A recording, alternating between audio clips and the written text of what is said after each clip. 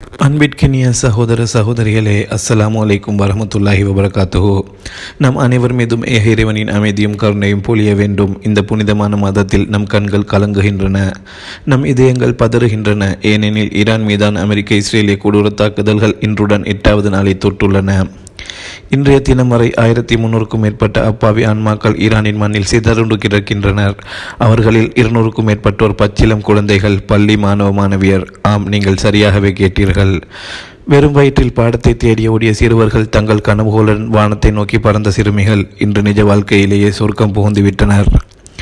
ஆனால் அவர்களை பறிகொடுத்த தாய்மார்களின் நெஞ்சில் இன்று ஈரான் மண்ணில் மட்டுமல்ல, நம் அனைவர் நெஞ்சிலும் நெருப்பாக பற்றி எரிகிறது. இப்படி ஒரு பயங்கரமான சூழலில் மத்திய கிழக்கு இன்று எங்கு நிற்கிறது? ஈரானுக்குள் என்ன நெருப்பு மூண்டு கொண்டிருக்கிறது? அமெரிக்காவின் பொய்க்கூத்துகளும் இஸ்ரேலின் அரட்டல்களும் எந்த அளவுக்கு எட்டியுள்ளன என்று இந்த முக்கியமான அப்டேட்டில் நாம் பார்க்க போகிறோம். கடந்த 2 ஆண்டுகளுக்கு மேலாக காசா யுத்தம் ஆரம்பித்த நாள் முதல் ஒவ்வொரு இரவும் உங்களுக்கு உண்மையான தகவல்களை கொண்டு வந்து சேர்க்கும் பணியில் நாங்கள் ஈடுபட்டு வருகிறோம். வாய்ஸ் ஆஃப் யாசிர், யாசிர் அரஃபாத் ஆகிய 2 சேனல்கள் மூலம் கொடுமைக்கு எதிரான குரல்களை உயர்த்தி வருகிறோம். இன்று முதல் எங்கள் வீடியோவின் மேலே நீங்கள் பார்ப்பது போல் காசா சீஸ்ஃபயர் டே என்ற எண்ணுடன் ஈரான் டே 8 என்று சேர்த்து கொண்டுள்ளோம். ஏனெனில் இனி 2 போர்க்களங்களின் ஒருங்கிணைந்த வரலாறு. இன்று 8வது நாளுக்கு நாம் நுழைந்துள்ள இந்த தருணத்தில் ஈரான் ஐரோப்பிய நாடுகளுக்கு விடுத்துள்ள மாபெரும் எச்சரிக்கை. பஹ்ரைனில் உள்ள அமெரிக்க தளம் மீதான பதிலடி தாக்குதல், அமெரிக்க அதிபரின் வினோதமான கூத்துகள் என அனைத்தையும் விரிவாக பார்க்க போகிறோம். அன்பர்களே, இந்த பயணத்தில் எங்களுடன் இணைந்திருங்கள். உண்மைகளை மட்டுமே பேசுவோம். அல்லாஹ்வின் உதவியால் அக்கிரமத்திற்கு எதிரான குரலை ஓங்க ஒலிப்போம். பாகம் 1, ஐரோப்பாவிற்கு ஈரானின் இறுதி எச்சரிக்கை. சகோதர சகோதரிகளே, இன்றைய மிக முக்கியமான அறிவிப்புடன் ஆரம்பிப்போம். ஈரான் இன்று ஐரோப்பிய நாடுகளுக்கு ஒரு கடுமையான எச்சரிக்கையை விடுத்துள்ளது. என்ன அந்த எச்சரிக்கை? ஐரோப்பிய நாடுகளை, இந்த யுத்தத்தில் தலையிடாதீர்கள். இது அமெரிக்காவிற்கும் இஸ்ரேலுக்கும் எங்களுக்குமான யுத்தம். உலகில் வேறு எந்த நாட்டிற்கும் எங்களுக்கும் சண்டை இல்லை. நாங்கள் அமெரிக்க இலக்குகளை மட்டுமே தாக்கி வருகிறோம். அமெரிக்க தளங்கள் மீதும் இஸ்ரேல் மீதும் மட்டுமே எங்கள் தாக்குதல். நாங்கள் வேறு எந்த நாட்டையும் சீண்டவில்லை. ஆனால் எந்த நாடும் தன்னார்வலனாக இந்த போரில் குதித்தாலும் அந்த நாடுகள் அத்தனையையும் நாங்கள் தாக்குவோம். இது வெறும் சாதாரண வார்த்தை அல்ல, இது ஒரு இறுதி எச்சரிக்கை. ஏன் இந்த எச்சரிக்கை தேவைப்பட்டது? காரணம், சைப்ரஸ் தீவில் பிரிட்டனின் இராணுவ தளம் உள்ளது. அது அமெரிக்காவுடன் இணைந்து இயங்கும் ஒரு கூட்டுத்தளம். ஆனால் ஒப்பந்தப்படி அந்த தளத்தை பயன்படுத்த அமெரிக்கா பிரிட்டனின் முழுமையான அனுமதியை பெற வேண்டும். இப்போது அந்த தளம் ஈரானுக்கு எதிராக பயன்படுத்தப்படலாம் என்ற அச்சம் எழுந்துள்ளது. இதே நிலைதான் ஸ்பெயினிலும். அங்கு அமெரிக்க தளம் உள்ளது. அதை பயன்படுத்த ஸ்பெயின் அனுமதி வேண்டும். இதற்கு அமெரிக்க அதிபர் ஸ்பெயின் தலைவருடன் தீவிர பேச்சுவார்த்தை நடத்தி வருகிறார். இந்த அச்சுறுத்தல் எழுந்தவுடனேயே பிரிட்டன் தனது விமானம் தங்கிய கப்பலை சைப்ரஸ் அருகே நிறுத்தியுள்ளது. அதை பாதுகாப்பதாக அறிவித்துள்ளது. அதேபோல் பஹ்ரைனை பாதுகாக்க பிரிட்டன் 3 வகையான ஹெலிகாப்டர்களை அனுப்பியுள்ளது. ஏவுகணைகளை தடுக்கும் திறன் கொண்ட ஹெலிகாப்டர்கள் அவை. இதற்கு அடுத்தபடியாக பிரான்ஸ் அதிபர் இமானுவேல் மக்ரானும் ஒரு முக்கிய அறிவிப்பை வெளியிட்டுள்ளார். நாங்கள் எங்கள் விமானம் தங்கிய கப்பலை மத்திய கிழக்கிற்கு அனுப்புகிறோம். அது அமெரிக்காவின் USS ஆப்ரஹாம் லிங்கனுடன் இணைந்து ஈரானின் ஏவுகணைகளை தடுக்கும் பணியில் ஈடுபடும் என்று அவர் தெரிவித்துள்ளார். இதைத்தான் பாருங்கள், அமெரிக்காவும் இஸ்ரேலும் மட்டுமல்ல, இப்போது பிரிட்டனும் பிரான்சும் களத்தில் இறங்க தயாராகிவிட்டனர். இதனால் தான் ஈரான் எங்கள் போரில் தலையிடாதீர்கள், தலையிட்டால் உங்கள் நாடுகள் அனைத்தும் எங்கள் இலக்காகும் என்று தெளிவாக அறிவித்துள்ளது. சகோதர சகோதரிகளே, இங்கு ஒரு முக்கியமான விஷயத்தை நினைவுபடுத்த வேண்டும். ஈரானின் அதிபர் மசூத் பசாக் அரபு நாடுகளிடம் மன்னிப்பு கேட்டார். ஆனால் அந்த மன்னிப்பை பலரும் தவறாக புரிந்து கொண்டனர். சிலர் அதை பலவீனமாக நினைத்தனர். சிலர் ஈரான் சரணடைந்து விட்டது என்று கூட பேசினர். குறிப்பாக அமெரிக்க அதிபர் டொனால்ட் ட்ரம்ப் அதை பார்த்து கேலி செய்தார். அல்லாவிடம் போய் மண்டியிடுங்கள், சரணடையுங்கள் என்று கூறினார். ஆனால் இன்று மசூத் பெசக்சியன் மீண்டும் ஒரு விளக்கத்தை வெளியிட்டுள்ளார். நாங்கள் அரபு நாடுகளிடம் மன்னிப்பு கேட்டது அமெரிக்க தளங்கள் அல்லாத இடங்களில் தவறுதலாக விழுந்த தாக்குதல்களுக்காக மட்டுமே. நாங்கள் ஒருபோதும் அமெரிக்க தளங்களை தாக்குவதை நிறுத்த மாட்டோம். அதற்கு நாங்கள் மன்னிப்பு கேட்கவில்லை, கேட்கவும் மாட்டோம். இன்று அவர் சொன்னதைப் போல அப்படியே பார்ப்போம். ஈரான் தனது அண்டை நாடுகளான நட்பு நாடுகளை எதையும் தாக்கவில்லை. நாங்கள் தாக்குவதெல்லாம் அமெரிக்க தளங்கள், அமெரிக்க ஆயுத நிறுவனங்கள், அமெரிக்க வசதிகள் ஆகியவற்றை மட்டுமே. இதை வைத்து பார்த்தால் யாரிடம் என்ன பேச வேண்டும் என்று ஈரானுக்கு தெளிவாக தெரிகிறது. அவர்கள் ஒரு பக்கம் அரபு சகோதர நாடுகளுடன் நட்பை பேண விரும்புகிறார்கள், மறுபக்கம் அமெரிக்காவின் அக்கிரமத்தை ஒருபோதும் சகித்துக் கொள்ள மாட்டோம் என்று சவால் விடுகிறார்கள். இந்த எச்சரிக்கை விடுக்கப்பட்ட சில மணி நேரங்களுக்குள் பஹ்ரைனில் இருந்து ஒரு மாபெரும் செய்தி வெளியாகியுள்ளது. அதை இப்போது பார்க்கலாம். பாகம் 2, பஹ்ரைன் மீது பதிலடி, உப்பு நீருக்குள் பழி வாங்கிய ஈரான். சகோதர சகோதரிகளே, அமெரிக்க அதிபர் தனது வெற்றி வீரப்புகளை பேசிக் கொண்டிருந்த அதே நேரத்தில் ஈரானின் பதிலடி ஆரம்பித்து விட்டது. ஆம், சில மணி நேரங்களுக்கு முன்பு பஹ்ரைனில் உள்ள அமெரிக்க தளம் மீது ஈரான் கடும் தாக்குதல் நடத்தியுள்ளது. பஹ்ரைனில் ஜுபைர் பகுதியில் உள்ள அமெரிக்க தளத்தை திட மற்றும் திரவ எரிபொருள் ஏவுகணைகள் மூலம் ஈரானின் புரட்சிகர படை IRGC தாக்கியுள்ளது. இங்கு தான் மிக முக்கியமான விஷயம், அவர்கள் பயன்படுத்தியது ஹைப்பர்சோனிக் மற்றும் சூப்பர்சோனிக் ஏவுகணைகள். இவை ஒரே நேரத்தில் 2 வகையான வேகத்தில் பாய்ந்து எந்த ஒரு பாதுகாப்பு அமைப்பையும் ஊடுருவக்கூடியவை. இந்த தாக்குதலுக்கு ஈரான் ஒரு காரணத்தையும் சொல்லியுள்ளது. அது மிகவும் முக்கியமானது. அது என்ன? இன்று காலை அமெரிக்கா ஈரானின் கேஸ் பகுதி மீது தாக்குதல் நடத்தியது. கேஸ் பகுதி என்றால் என்ன? அது ஈரானின் ஒரு முக்கியமான பகுதி. அங்கு ஒரு பெரிய தொழிற்சாலை உள்ளது. அது உப்பு நீரை குடிநீராக மாற்றும் தொழிற்சாலை. அதாவது கடல் நீரை சுத்திகரித்து சுமார் 30 கிராமங்களுக்கு குடிநீர் வழங்கும் ஒரு உயிர்நாடி அது. அமெரிக்கா அந்த தொழிற்சாலையை குறிவைத்து குண்டு வீசியது. மக்களின் தாகத்துக்கு குடிநீர் தரும் ஒரு இடத்தை அவர்கள் தாக்கினர். இதற்கு பதிலடியாகத்தான் பஹ்ரைனில் உள்ள அமெரிக்க தலை மீது ஈரான் கடும் தாக்குதல் நடத்தியுள்ளது. இது வெறும் பழிவாங்கல் அல்ல, இது ஒரு செய்தி. எங்கள் மக்களின் உயிர் நாடியை நீங்கள் தாக்கினீர்கள், நாங்கள் உங்கள் படித்தளத்தை தாக்கினோம், கண்ணுக்கு கண். இப்போது அமெரிக்காவின் நிலை என்ன? அமெரிக்க அதிபர் டொனால்ட் ட்ரம்ப் இன்று ஒரு முக்கிய உத்தரவு பிறப்பித்துள்ளார். அமெரிக்காவின் முக்கிய பாதுகாப்பு நிறுவனங்கள் மேம்பட்ட ஆயுதங்களின் உற்பத்தியை 4 மடங்காக அதிகரிக்க வேண்டும் என்று உத்தரவிட்டுள்ளார். ஏன் இந்த அவசரம்? அதற்கு காரணத்தையும் அமெரிக்காவே சொல்லியுள்ளது. உலகிலேயே மிக சிறந்த ஏவுகணை தடுப்பு அமைப்புகள் என்று பெயர் பெற்றவை அயன்டோம். இது இஸ்ரேலிய பிரபலம். ஆனால் பாலஸ்தீன விடுதலை போராளிகள் இதை எத்தனை முறை உடைத்தெறிந்தார்கள் என்பது நமக்கு தெரியும். டேவிட் ஸ்லிங் இதுவும் சமீபத்தில் தோல்வியடைந்ததாக அறிவிக்கப்பட்டுள்ளது.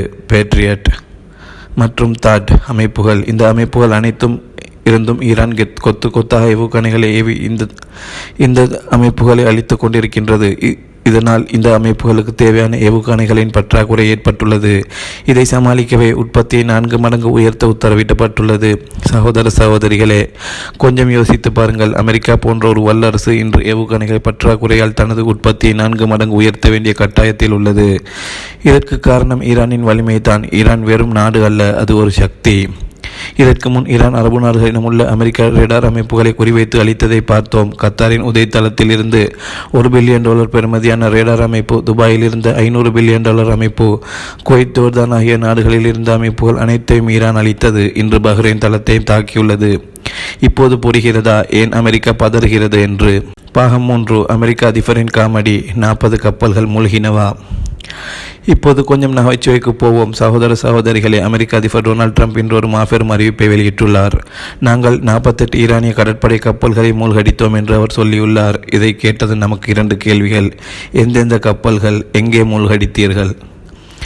இதுவரை உலகம் அறிந்திராத ஒரே ஈரானிய கப்பல் மூழ்கடிப்பு இந்திய பெருங்கடலில் நின்ற ஈரானிய கப்பல் தான். இலங்கை கடல் எல்லை பயிற்சிக்கு சென்று வந்த 3 கப்பல்களில் ஒன்றை நீர்மூழ்கி கப்பல் மூலம் அமெரிக்கா தாக்கி அளித்து அதில் 90 பேர் கொல்லப்பட்டனர்.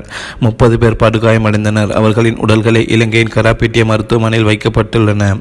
இதுவே நிஜம். மற்ற 47 கப்பல்களும் எங்கே? ஈரானிய ஊடகங்கள் ஏன் இதை பற்றி பேசவில்லை? ஈரானின் எதிரி ஊடகங்கள் கூட ஏன் இதை பற்றி ஒரு வார்த்தை கூட பேசவில்லை? காரணம், இது முழுக்க போய். இது ட்ரம்பின் வெற்றி கூத்து. இல்லாததை உருவாக்கி தான் வெற்றி பெற்றுவிட்டதாக நினைத்து கொள்ளும் ஒரு மனநிலை. அதேபோல் இஸ்ரேல் இன்று மாபெரும் அறிவிப்பை வெளியிட்டுள்ளது. நேற்றிரவு மற்றும் ஈரானின் எல்லைகளுக்கு அப்பால் சென்று தாக்குதல் நடத்திய 16 ஈரானிய விமானங்களை நாங்கள் அளித்தோம் என்று அவர்கள் சொல்லுகிறார்கள். சிந்தியுங்கள், 16 விமானங்கள் அளிக்கப்பட்டால் அது மாபெரும் சர்வதேச செய்தியாகும். அந்த செய்திக்கான காட்சிகள் எங்கே? அதற்கான ஆதாரங்கள் எங்கே? ஈரான் பெரும்பாலும் ஹைப்பர்சோனிக், சூப்பர்சோனிக் ஏவுகணைகளை பயன்படுத்துகிறது. விமானங்களை பயன்படுத்தி வெளிநாடுகள் தாக்குதல் நடத்துவது மிக மிக அரிது. குவைத், பஹ்ரைன் போன்ற இடங்களில் ஈரான் விமானங்கள் சென்று குண்டு வீசியதாக நீங்கள் எப்போதாவது செய்தி கேள்விப்பட்டிருக்கிறீர்களா? இல்லையே இல்லை. எனவே இதுவும் இஸ்ரேலின் பொய் பிரச்சாரமே. இங்கு ஒரு முக்கியமான உண்மையை புரிந்து கொள்ள வேண்டும். மேற்கத்திய ஊடகங்கள், குறிப்பாக அமெரிக்காவும் இஸ்ரேலும் சொல்வதே உண்மை என்று நம்புவார்கள். பலர் ஈரான் தாக்கப்படுவதை மட்டுமே பார்க்கிறார்கள். ஈரான் இத்தனை கப்பல்கள் இழந்தது, எத்தனை விமானங்கள் இழந்தது என்று மட்டுமே பார்க்கிறார்கள். ஆனால் ஈரான் கொடுக்கும் அடிகளை பற்றி இந்த ஊடகங்கள் பேசுவதில்லை. யார் பேசுகிறார்கள்? அல் ஜசீரா போன்ற ஒரு சில ஊடகங்கள் தான். அந்த உண்மைகளைத்தான் நாங்கள் உங்களுக்கு கொண்டு சேர்க்கிறோம். ஈரான் அடி வாங்குவது உண்மைதான், அது எல்லா ஊடகங்களும் காட்டும். ஆனால் ஈரான் எப்படி அடி கொடுக்கிறது என்பதை மற்ற ஊடகங்கள் காட்ட மறுக்கின்றன. அதைத்தான் நாங்கள் உங்களுக்கு காட்டுகிறோம். இன்று குவைத்தில் என்ன நடந்தது? குவைத்தின் தேசிய காவல் படை தெற்கு பகுதியில் 12 ட்ரோன்களையும் 14 ஏவுகணைகளையும் சுட்டு வீழ்த்தியதாக அறிவித்துள்ளது. இவை அனைத்தும் ஈரானின் தாக்குதல்கள் தான். அதாவது ஈரான் ஒரு பக்கம் தாக்குகிறது, மறுபக்கம் அவற்றை தடுக்கும் முயற்சிகள் நடக்கின்றன. இது ஒரு முழுமையான யுத்தம் தான். பாகம் 4, கொத்து குண்டுகள், கிளஸ்டர் பாம் சர்ச்சை. யார் அப்பாவி, யார் தீவிரவாதி? இப்போது மிக மிக முக்கியமான ஒரு தலைப்புக்கு வருவோம். இன்று இஸ்ரேல் ஈரான் மீது ஒரு பயங்கர குற்றச்சாட்டை சுமத்தியுள்ளது. ஈரான் கொத்து குண்டுகளை கிளஸ்டர் பொம்ஸை பயன்படுத்துகிறது என்று அவர்கள் கூறுகின்றனர். மேலும் ஈரானின் அதிபர் மீது சர்வதேச நீதிமன்றத்தில் வழக்கு தொடருவோம் என்றும் அறிவித்துள்ளனர். சகோதர சகோதரிகளே, இன்று 3 விஷயங்கள் புரிந்து கொள்ள வேண்டும். முதலாவதாக, சர்வதேச நீதிமன்றத்தில் இஸ்ரேல் எப்படி வழக்கு தொடர முடியும்? அதே நீதிமன்றம் இன்று பெஞ்சமின் நெத்தன்யாகுவையும் அவரது மந்திரிகளையும் போர் குற்றவாளிகளாக அறிவித்துள்ளது. அவர்கள் மீது பிடியாணை பிறப்பிக்கப்பட்டுள்ளது. அவர்களை தேடப்படும் குற்றவாளிகள். அவர்கள் போய் நிற்க முடியுமா? இரண்டாவதாக, இஸ்ரேல் சர்வதேச நீதிமன்றத்தை ஏற்றுக்கொண்ட நாடு அல்ல. அமெரிக்காவும் அதில் உறுப்பினர் இல்லை. உறுப்பினரே இல்லாத ஒரு நாடு எப்படி அந்த மன்றத்தில் உரிமை கோர முடியும்? மூன்றாவதாக, கொத்து குண்டுகள் பற்றி பேசுவோம். ஒரு குண்டு வெடித்து நூற்றுக்கணக்கான சிறு குண்டுகளை பிரித்து சிதறும். இது சர்வதேச சட்டத்தில் தடை செய்யப்பட்ட ஆயுதம். இஸ்ரேல் இன்று ஈரானின் குண்டுகளை பயன்படுத்தி பொதுமக்களை கொன்று குவிக்கிறது என்று குற்றம் சாட்டுகிறது. இங்குதான் பெரிய கேள்வி எழுகிறது. ஈரானில் யார் கொல்லப்படுகிறார்கள்? 200க்கும் மேற்பட்ட பள்ளி மாணவ மாணவியர் கொல்லப்பட்டனர். அவர்கள் தீவிரவாதிகளா? ஒரு பள்ளி சிறுமி தீவிரவாதியா? அவள் புத்தகம் படித்து கொண்டிருந்தால் அவள் மீது குண்டு விழுந்தது. ஆனால் காசாவில் இஸ்ரேல் என்ன செய்தது? லட்சக்கணக்கான மக்களை கொன்று குவித்தது. ஆயிரக்கணக்கான குழந்தைகளை துவம்சம் செய்தது. அதில் யார் தீவிரவாதி? அங்கு இறந்த ஒவ்வொரு குழந்தையும் தீவிரவாதியா அல்லது அங்கு இறந்த ஒவ்வொரு அப்பாவியும் ஹமாஸ் போராளியா என்று முத்திரை குத்தப்பட்டார்கள். இங்குதான் மேற்கத்திய ஊடகங்களின் இரட்டை விடம் வெளிப்படுகிறது. இஸ்ரேல் கொன்றால் அது பாதுகாப்பு நடவடிக்கை, ஈரான் கொன்றால் அது பயங்கரவாதம். அமெரிக்கா கொன்றால் அது துல்லியமான தாக்குதல், ஈரான் கொன்றால் அது கொத்துக்குண்டு. சகோதர சகோதரிகளே, கொத்துக்குண்டுகளை பற்றி பேசும் இவர்களை இலங்கையில் விடுதலை புலிகளுக்கு எதிரான இறுதிக்கட்ட போரில் இலங்கை அரசு கொத்துக்குண்டுகளை பயன்படுத்தியதாக குற்றம் சாட்டப்பட்டது. அப்போது இதே பேச்சுதான். ஆனால் யார் கொன்றாலும் கொல்லப்படுபவர்கள் மனிதர்கள் தான். அவர்கள் அப்பாவிகள் தான். அவர்கள் ரத்தம் சிவப்பு தான். ஈரான் கொத்து குண்டுகளை பயன்படுத்துகிறதா? அது உண்மையா இருக்கலாம். ஆனால் இஸ்ரேல் இதற்கு முன் எத்தனை கொத்து குண்டுகளை காசா மீது வீசியுள்ளது? அமெரிக்கா, ஈராக், ஆப்கானிஸ்தான் எத்தனை கொத்து குண்டுகளை வீசியுள்ளது? அவற்றை பற்றி இவர்கள் ஏன் பேசுவதில்லை? இன்று ஈரான் கரம்சேர் 4 என்ற புதிய தலைமுறை ஏவுகணையை பயன்படுத்தியுள்ளது. இது முந்தைய தலைமுறைகளை விட வலிமையானது. மேலும் இன்றைய தாக்குதலில் கொத்து குண்டுகளும் பயன்படுத்தப்பட்டுள்ளன. அதாவது ஈரான் தனது ஆயுத களஞ்சியத்தில் உள்ள அனைத்து வலிமையான ஆயுதங்களையும் பயன்படுத்த தயாராக உள்ளது. இது இஸ்ரேலுக்கு ஒரு பெரிய சவாலாகும். பாகம் 5. இணையத்தில் பரவும் வதந்திகள், பொய்களை பற்றிய உண்மை. சகோதர சகோதரிகளே, யுத்தம் நடக்கும் போது போர்க்களத்தில் மட்டுமல்ல, சமூக ஊடகங்களிலும் ஒரு யுத்தம் நடக்கும். பொய்கள், வதந்திகள், தவறான தகவல்கள் பரப்பப்பட்டு மக்களை குழப்பும் ஒரு பிரச்சார யுத்தம். இன்று அப்படிப்பட்ட பல வதந்திகள் பரவி கொண்டிருக்கின்றன. அவற்றில் சிலவற்றை நாம் இங்கே தெளிவுபடுத்த வேண்டியது அவசியம். வதந்தி 1. அயத்துல்லா காமேனியின் இருப்பிடத்தை காட்டிக் கொடுத்தவர் மனம் திருந்தி தற்கொலை செய்து கொண்டார். இது முற்றிலும் பொய்யான ஒரு செய்தி. இந்த வீடியோ 2003ஆம் ஆண்டு நடந்த ஒரு சம்பவம். அது பங்களாதேஷில் நடந்ததாக சொல்லப்படுகிறது, அல்லது ஈராக்கின் குர்து பகுதியில் நடந்ததாகவும் சொல்லப்படுகிறது. இதற்கு அயத்துல்லா காமேனிக்கும் நடந்து கொண்டிருக்கும் இந்த யுத்தத்திற்கும் எந்த தொடர்பும் இல்லை. இது பழைய பொய்யான ஒரு வீடியோவை தற்போது சம்பவமாக காட்டும் முயற்சி செய்து பயந்து கொண்டிருக்கிறார்கள். வதந்தி 2. ரஷ்ய அதிபர் புத்தினின் எக்ஸ் பக்கத்தில் அமெரிக்கா டெல்டா படை ஈரானுக்குள் நுழைந்து அவர்கள் சுட்டு வீழ்த்தப்பட்டனர் என்ற செய்தி வருகிறது. இதுவும் முழுக்க பொய். முதலில் புத்தினுக்கு அதிகாரப்பூர்வ எக்ஸ் பக்கம் உண்டு. ஆனால் இது போன்ற தகவல்களை அவர் தனது அதிகாரப்பூர்வ பக்கத்தில் பகிர மாட்டார். இரண்டாவதாக, டெல்டா படை எப்படி இயங்கும் என்பதை புரிந்து கொள்ள வேண்டும். அவர்கள் போர்க்களத்தில் இறங்கி நேரடியாக போர் புரியும் படைகள் அல்ல. அவர்கள் ரகசிய நடவடிக்கைகள் ஈடுபடுத்தப்படுவார்கள்.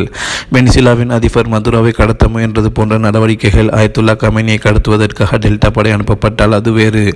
ஆனால் போர்க்களத்தில் தரைப்படையை இறக்கும் நிலைமை இன்னும் வரவில்லை. இதுவரை அமெரிக்காவுக்கு அந்த துணிச்சல் வரவில்லை. இதுவும் பொய்யான ஒரு செய்தியே. சகோதர சகோதரிகளே, இது போன்ற பொய்களை பரப்ப வேண்டாம். நாம் ஒரு செய்தியை பகிரும் முன் அது உண்மையா பொய்யா என்று சரிபார்க்க வேண்டும். நமது மார்க்கம் பொய் சொல்வதை தடை செய்துள்ளது. ரசூல் ஸல்லல்லாஹு அலைஹி வஸல்லம் அவர்கள் பொய் சொல்வது பெரும் பாவங்களில் ஒன்று என்று எச்சரித்துள்ளார்கள். எனவே உறுதிப்படுத்தாத எந்த தகவலையும் பகிர வேண்டாம். இன்னும் சிலர் இருக்கிறார்கள், அவர்களுக்கு ஈரான் ஜெயிக்குமா தோற்குமா என்பதை விட இஸ்ரேல் தோற்கக்கூடாது என்ற ஒரே கவலைதான். ஏனெனில் ஈரானிடம் இஸ்ரேல் தோற்றுவிட்டால் அவர்களால் தாங்கிக் கொள்ள முடியாது. இது விசித்திரமான மனநிலை. முஸ்லீம் என்று சொல்லிக்கொள்ளும் சிலர் கூட இப்படி இருக்கிறார்கள். அவர்களுக்காக நாம் ஒரு தனி வீடியோவை உருவாக்கியுள்ளோம். இந்த நெருக்கடியான நேரத்தில் நாம் யாரை ஆதரிக்க வேண்டும்? ரசூல் ஸல்லல்லாஹு அலைஹி வஸல்லம் அவர்கள் காலத்தில் அக்கிரமத்திற்கு எதிராக எப்படி நிற்க வேண்டும் என்று அவர்கள் கற்றுத்தந்தார்கள். அந்த வீடியோவை பார்க்க சகோதரர்கள் கேட்டுக்கொள்கிறேன். பாகம் 4. கடலில் நெருப்பு, மார்ஷல் தீவுகள் கொடியேந்திய எண்ணெய் டேங்கர் தாக்குதல்.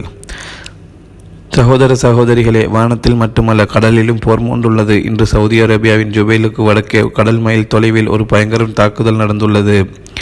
அங்கு மார்ஷல் தீவுகளின் கொடியுடன் பயணித்த லூயிஸ் பி என்ற மாபெரும் எண்ணெய் டேங்கர் ஈரானின் புரட்சிகர படையினரால் IRGC தாக்கப்பட்டு தீப்பிடித்து எரிகிறது.